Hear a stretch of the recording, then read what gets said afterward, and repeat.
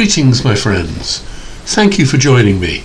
I am continuing my series set on the Uxbridge branch of the Metropolitan Railway in 1912, built using Transport Fever 2.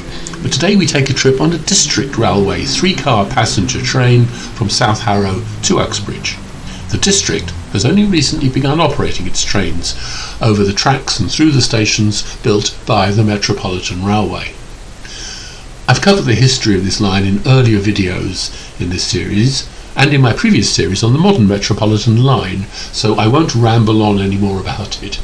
We'll join the train in a moment and we can experience the views that we missed on my Uxbridge to Harrow video, because of course in that one we were facing the other way. We're at South Harrow station. This is the line built by the District Railway as their Ealing to South Harrow extension, and it opened in 1903, a year before the Met opened the Uxbridge branch, but they didn't run trains on it towards Uxbridge until 1910. I haven't attempted to reconstruct it accurately other than by placing it in the right position. But in 1935 it was replaced by a new station about 150 yards further up the line, conveniently located on Northolt Road. So let's move into our train, which will be starting shortly, and get into the camera position at the front and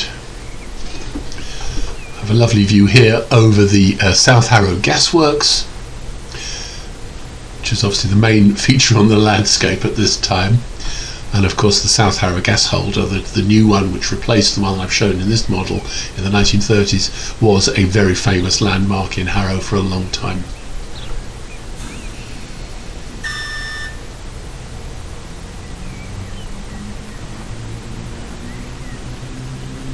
So we're going to travel the full length of the Roxeth Viaduct, the engineering triumph of the Metropolitan Railway's construction of the Uxbridge branch, built by Walter Atkinson, who I've spoken about on a number of times on earlier videos.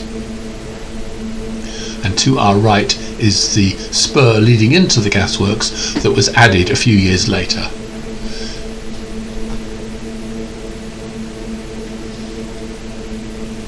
We can look out over the fields of what is today South Ruislip towards Northolt, largely empty countryside entirely devoted to agriculture. However, the buildings there in the foreground are on the map of 1912, and it's an isolation hospital together with the water filtering works. And the road that you see there, sort of zigzagging alongside us, is Rayners Lane, the farm track that leads down from the farm, and you can actually see the Rayners Lane farm to the right just as we come up to this footbridge, just underneath the footbridge to the right there. And I've spoken about that in previous episodes, so I won't say any more.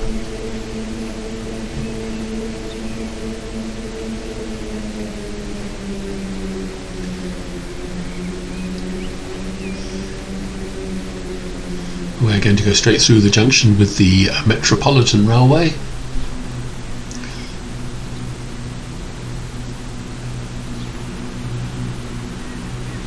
Absolutely nothing coming. This makes a change.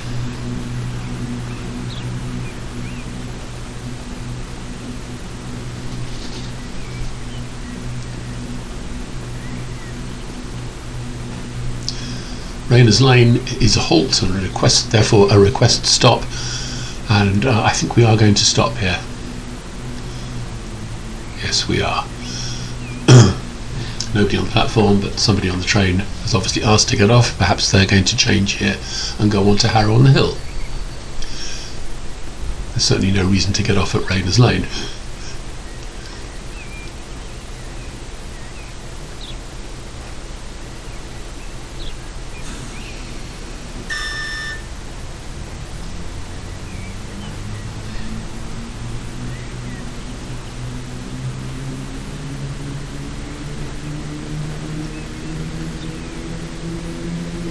Bridge that we're coming up to is built to connect the farmland on either side, and it doesn't exist now, but the foundations can still be seen on either side of the tracks.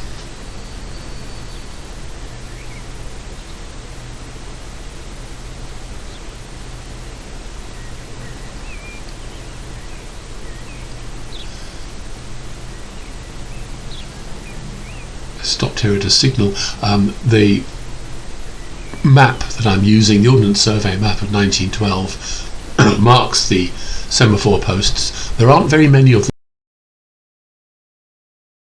That does mean there are quite long gaps between the signals, so the train that's ahead of us is probably well out of sight, but the entire section of track is blocked until that train has moved on.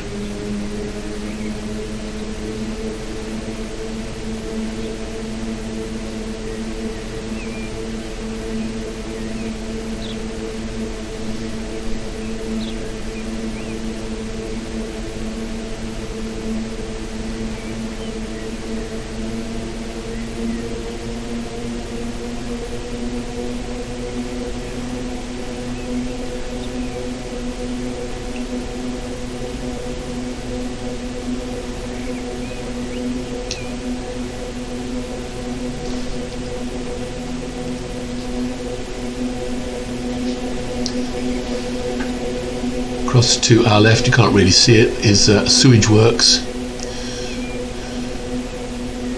which over the years got bigger and bigger as the population expanded.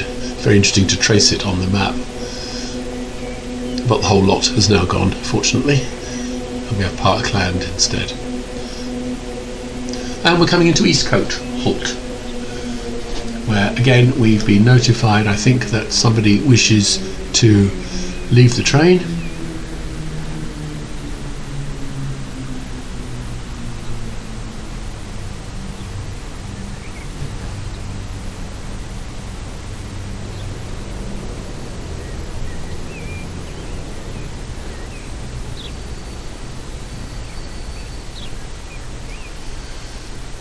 So we'll just be here for a few seconds.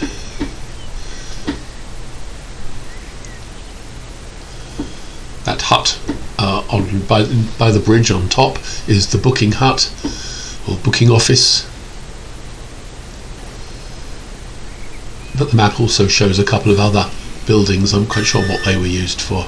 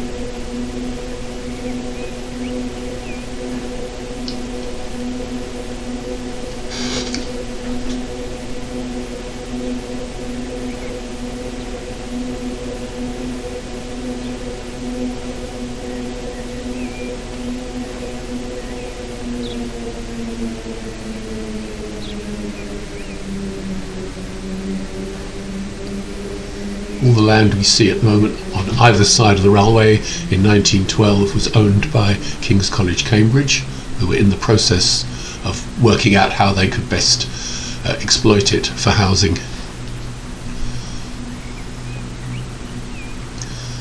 This is Ruislip Manor Halt, which had only just been opened. We're not going to stop here.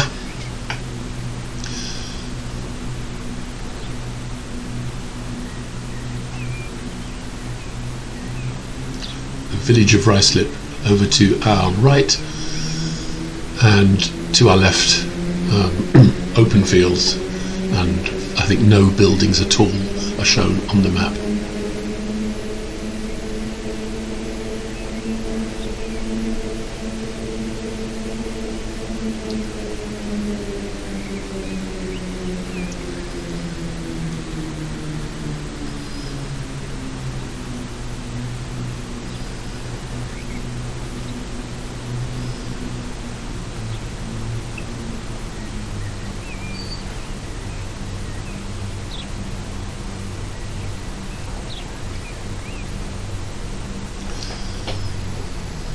On our left, we're looking towards Shirley's Farm. It's of course gone, it's been replaced by the Barn Hotel, but the other side of the bridge is a modern block of flats called Shirley's Court.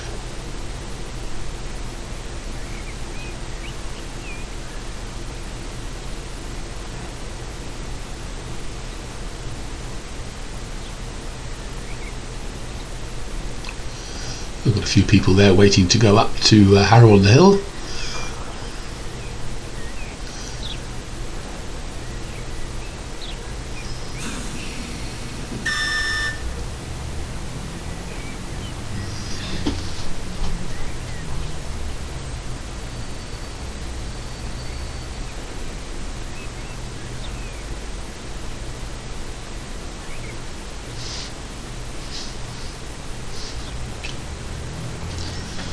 There's a 1910 cab view video of a journey along this section of track, which is on YouTube, and when you get to this point it shows kids playing almost by the tracks in that field to our right.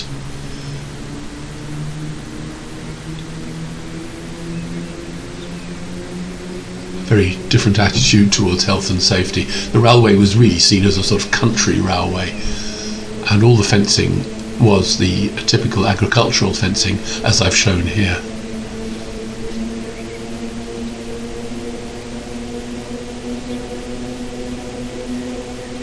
It's another bridge that no longer exists,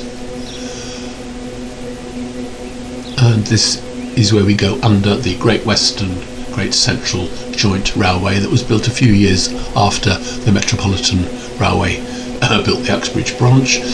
To our left is now the depot of the Central Line of London Underground and the London Underground Engineering Works. And Ickenham Village is over to our right and also extends over the bridge in front of us, as you can see some of the buildings to our left as well.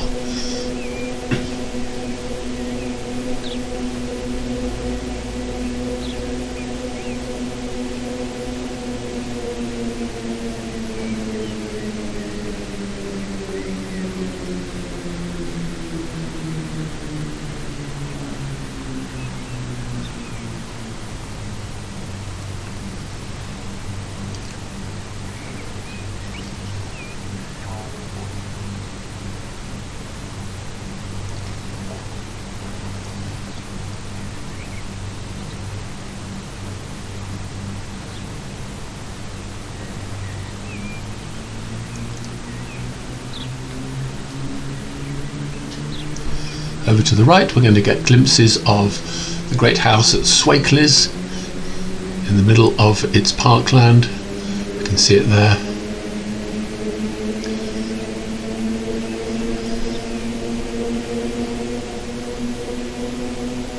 Great Jacobean mansion, still there today, privately owned.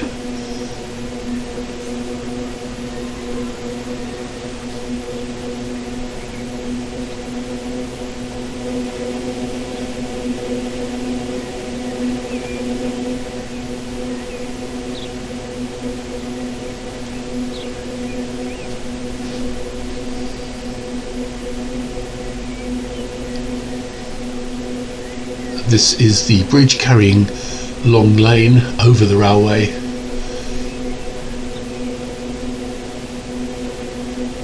And this is where Hillingdon Station is today, together with the underpass for the A40.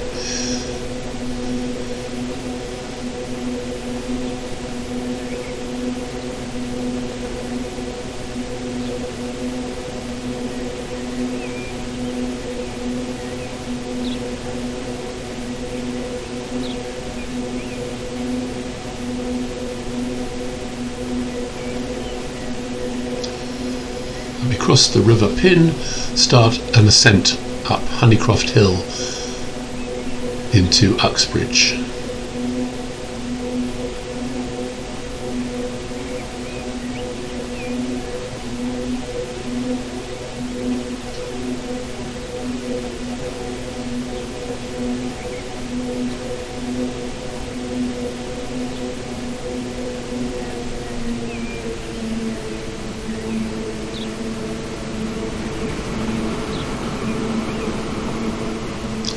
little reminder there that the Metropolitan Railway was as much about goods as it was about people in those days.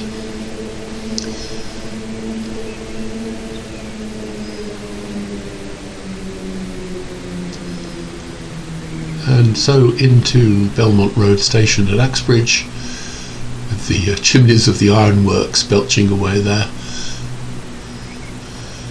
It is amazing how much industry there was in Uxbridge.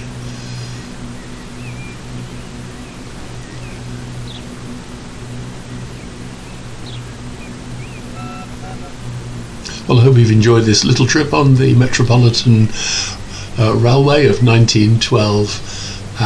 Do leave me a like if you've enjoyed it, or a comment, or you can subscribe to the channel. I'm not sure how many more of these videos I'm going to make.